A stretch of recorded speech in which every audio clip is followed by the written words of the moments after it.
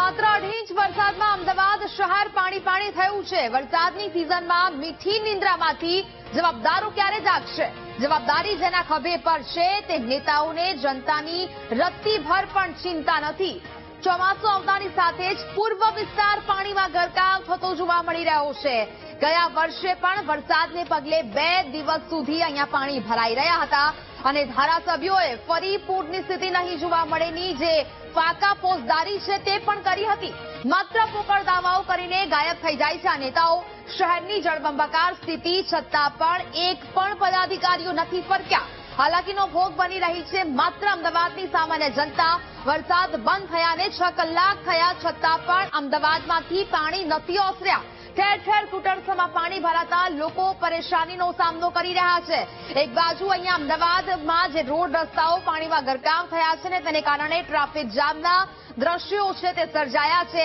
નોકરી ધંધાથી જનારા લોકો રસ્તામાં જ અટવાઈ પડ્યા છે કારણ કે અનેક જગ્યા એવી છે કે જ્યાં અનેક વિસ્તારો છે પાણીમાં ગરકાવ થયા છે। ઘૂંટણસમાં પાણી ભરાઈ જવાને કારણે હવે લોકો પરેશાન થઈ રહ્યા છે। તંત્રની આટલી મોટી બેદરકારી અને અધિકારીઓ હજુ સુધી નિંદ્રામાંથી નથી જાગ્યા। પદાધિકારીઓ હાલ તો અહીંયા પહોંચ્યા પણ નથી કે જનતા કેવા પ્રકારની મુશ્કેલીઓનો સામનો કરી રહી છે।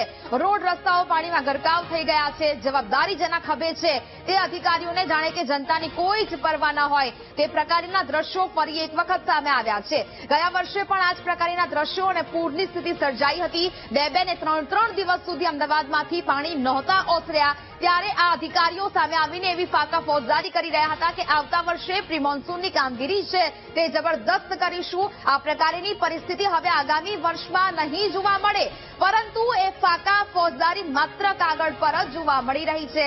ફરી એક વખત ભોગવી રહી છે અમદાવાદની જનતા। હાલાકીનો ભોગ બની રહી છે માત્ર અમદાવાદની આ સામાન્ય જનતા।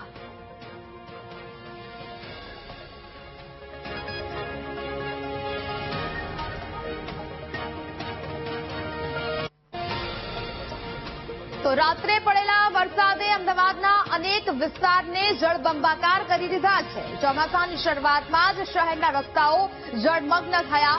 ઓઢવ ફાયર સ્ટેશન નજીકના રસ્તાઓમાં ઘૂંટણ સુધી પાણી ભરાઈ ચૂક્યું છે।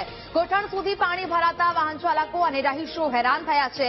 દર વર્ષે ચોમાસામાં આવી જ સ્થિતિ હોવાની વાત સ્થાનિકો કરી રહ્યા છે। થોડા અમથા વરસાદમાં જ શહેરના વિસ્તારોમાં જળભરાવ થાય છે। અમદાવાદમાં ગત રાત્રિના પડેલા વરસાદે છે તે તારાજી સર્જી છે। શહેરના અનેક વિસ્તારોમાં પાણી જેવી સ્થિતિ છે તે સર્જાય છે। જે રીતના દ્રશ્યો બતાવી રહ્યા છીએ ઓઢવ ફાયર સ્ટેશન નજીકના આ દ્રશ્યો છે। હાઈવે કહી શકાય કે રસ્તો મેઇન રસ્તો છે। મેઇન રસ્તા ઉપર જ પાણી છે તે ભરાયા છે જેને કારણે વાહન ચાલકોને હાલાકીનો સામનો છે તે કરવો પડ્યો છે। આપણી સાથે વાહન ચાલકો છે તેમની સાથે વાત કરશું। ये पहलो वरसाद पड़ो वरसाद चौमासा की शुरुआत है ત્યાં આટલા પાણી ભરાણા है। ये 10 साल का है, कोई साल ऐसा बाकी जाता नहीं जो यहाँ पानी नहीं भराता हो। हर साल का यही हालत है। अभी तो एक बरसात में इतना पानी भरा है, अभी थोड़ा रुको, अभी आपको घुटने तक का पानी मिलेगा। क्या कॉर्पोरेशन हर बार कहते हैं कि આવી રીતના मैं कामगिरी કરશું પણ થતી નથી। कोई ध्यान देता नहीं है। हर साल का है। अभी ये रोड भी धुल जाएगा, अभी यहाँ खड्डे पड़ जाएंगे।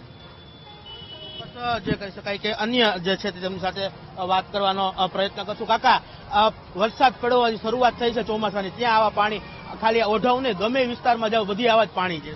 બધે આવી રીતે જ ભરાય છે। કોઈ સરકાર આ મદદ કરતી નહીં। શું કરવાનું? આ અમુક એક્ટિવા બંધ પડી જાય, ખાડામાં પડી જાય, રોડ બધા તૂટી ગયા, શું કરવાનું? કોર્પોરેશન દર વખતે ચોમાસા પહેલા એમ કહે છે કે પ્રી મોન્સૂન કામગીરી કરશું, આ વખતે ક્યાંય પાણી નહીં ભરાય। આ પણ કશું કામ જ નહીં કરતી ને કોર્પોરેશન। ભાઈ એવું કરવાનું અમારે? આ બધા બહુ પડે તકલીફો, સાધન કાઢવાની બધી રીતે તકલીફ પડે। શું કરવાનું કયો? ચોક્કસ જે રીતના દ્રશ્યો બતાવવાના ફરીથી પ્રયત્ન કરશું। લોકો પોતાના કામ ધંધે જે છે જઈ રહ્યા છે પરંતુ વાહનો છે તે અહીં બંધ પડી જવાની સ્થિતિ પણ છે તે સામે આવી રહી છે। બાઇકો હોય, 4 વ્હીલ હોય, તમામ ટાયરો ડૂબી જાય તેટલા પાણી છે તે ભરાયા છે। એક તરફ મહાનગરપાલિકા પ્રી મોન્સૂન કામગીરીની મોટી વાતો કરે છે તો બીજી તરફ પાણી ભરાવાની છે ને તેવી તો સ્ટેન્ડિંગ ચેરમેન દેવાંગ દાણી આપણી સાથે ફોનલાઈન પર જોડાયા છે। દેવાંગભાઈ, વીટીવી ન્યૂઝમાં આપનું સ્વાગત છે। માત્ર 2.5 કલાકનો એ વરસાદ અને પહેલો જ વરસાદ કહી શકાય અમદાવાદમાં અને ત્યાં આવા દ્રશ્યો સર્જાય તો પછી શરમ આવી જોઈએ અધિકારીઓને। આટલી બધી મુશ્કેલી હવે જનતાને વેઠવાની। ગઈકાલની અંદર જ રાત્રે મધ્યરાત્રિએ લગભગ 3 થી 4 ઇંચ જેટલો વરસાદ પડ્યો છે. ગઈકાલે જ બધા સૂચનાઓ આપવામાં આવી હતી વોટર લોગિંગ સ્પોટ પર દરેક જગ્યાએ માણસો મૂકવામાં આવે જેથી એનો ઝડપથી નિકાલ થાય. તદુપરાંત હાલમાં અંતિમ તબક્કાની અંદર વેસ્ટર્ન ટ્રંક લાઇન અને ઈસ્ટર્ન ટ્રંક લાઇન જે પૂર્વના પટ્ટાનો પાણીનો નિકાલ કરે લગભગ 25 જૂનની આજુબાજુ આ કામગીરી પૂર્ણ થશે તો પૂર્વ પટ્ટાની અંદર મોટે ભાગે મહદઅંશે જે ભૂતકાળમાં પાણી લાંબો સમય પર રહેતું હતું એનો ઝડપથી આ નિકાલ થશે. વેસ્ટર્ન ટ્રંક લાઇન છે એનું કામ પણ હાલ પૂરજોશમાં ચાલુ છે. કેટલાક ટેકનિકલ પ્રોબ્લેમો દેવાંગભાઈ પ્રી મોન્સૂનની વાત કરી રહ્યા. પ્રી મોન્સૂન કામગીરી તો ક્યારની ચાલી રહી છે? વરસાદની શરૂઆત થઈ ગઈ 15 તારીખે તો 15 જૂને તો આપણે વરસાદ આવે છે. આપણે તમામ લોકો જાણીએ છીએ 15 જૂને વરસાદની શરૂઆત થઈ જાય છે ગુજરાતમાં મોટા ભાગના રાજ્યોમાં. તો પછી આ પ્રકારની સ્થિતિ કેમ સર્જાય છે? દર વર્ષના જે દાવાઓ છે માત્ર ફોકસ સાબિત કેમ થાય છે? નંબર અમાન્ય છે. તો કેમ કે હાલ તો જવાબોથી ભાગી રહ્યા છે હવે દેવાંગ દાણી અને જવાબો તે લોકો પાસે નથી.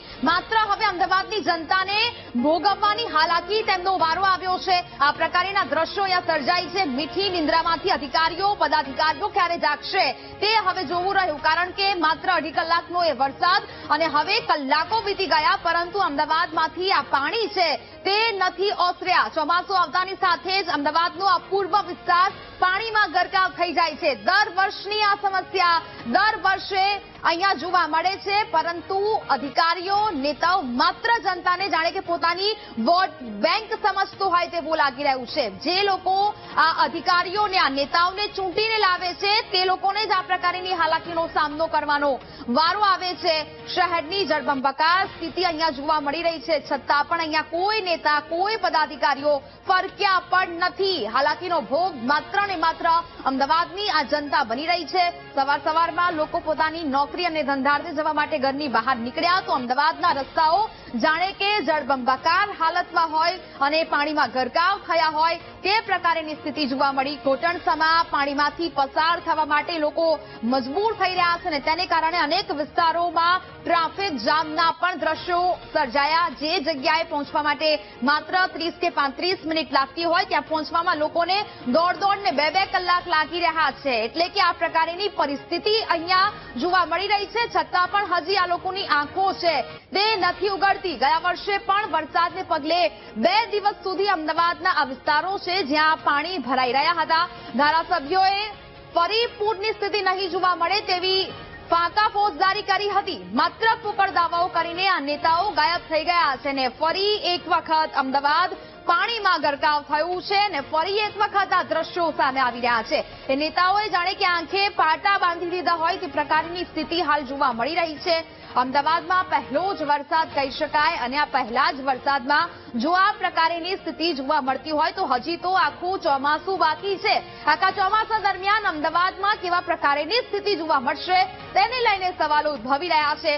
નિંદ્રાધીન જવાબદારોની આંખો ક્યારે ઉઘડશે તેને લઈને સવાલ થઈ રહ્યા છે. જનતા અહીંયા પરેશાન થઈ રહી છે. દોઢ કલાક સુધી ટ્રાફિક જામના દ્રશ્યો જોવા મળી રહ્યા છે.